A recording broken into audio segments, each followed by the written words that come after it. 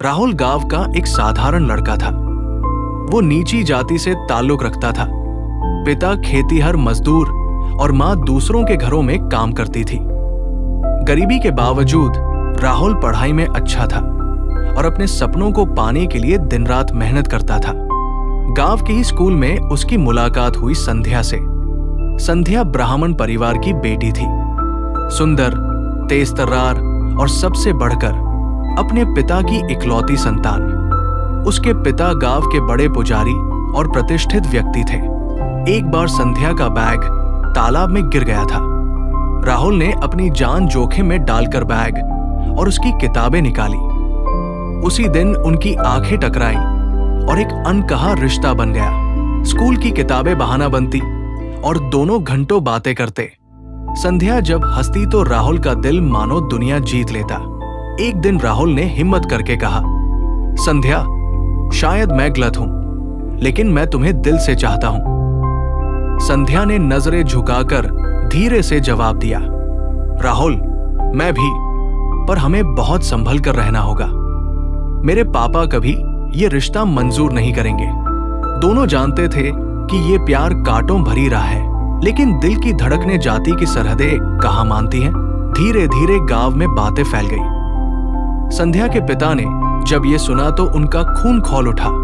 ब्राह्मण की बेटी और उस नीच जात के लड़के का नाम एक साथ लिया जा रहा है, ये हमारे खानदान की इस मिट्टी में मिल जाएगी। उन्होंने संध्या को घर से बाहर निकलना बंद कर दिया। राहुल को धमकाया गया कि अगर वो संध्या से मिला तो अंजाम बुरा होगा, पर प्यार बंदिशों से कहाँ रुकता है। राहुल रात को दीवार फांदकर संध्या से मिलने आता और दोनों चांदनी में कसम खाते, एक दिन हम अपने प्यार को नाम देंगे, चाहे पूरी दुनिया खिलाफ क्यों न हो। संध्या ने रोते हुए राहुल से कहा, मैं अब और कैद नहीं रह सकती। चलो कहीं दूर चले, जहां कोई हमारी जाति न पूछे, बस हमारा प्यार हो। राहुल ने उसका हाथ थाम लिया। हाँ संध्या, चलो इस गांव, इस जुल्म और इन झूठी दीवारों से दूर भाग चलते हैं। अगली ही रात दोनों ने गांव छोड़ने का फैसला किया, लेकिन किस्मत ने फिर धोखा दिया। गांव वालों को भनक लग गई और रेलवे स्टेशन पर भीड़ ने उन्हें पकड़ लिया। संध्या रोते रोते चिल्ला रही थी, ये मेरा हक है कि मैं अपनी जिंदगी का साथी चुनूं। राहुल सबके सामने खड़ा हो गया, अगर प्यार गुनाह है तो मैं ये गुनाह बार बार करूंगा।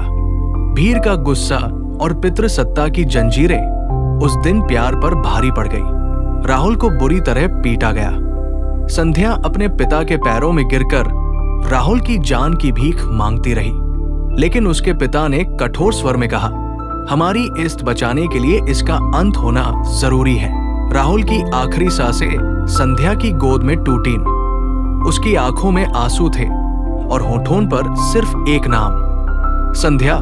संध्या ने उसी रात अपने कमरे की छत से दुपट्टा बांधकर अपनी भी जिंदगी खत्म कर दी। गांव ने अगले दिन सुबह दोनों की लाशें देखी साथ साथ। समाज ने कहा, ये पाप का नतीजा है, लेकिन कुछ लोगों ने धीरे से फुसफुसाया, ये प्यार की शहादत है।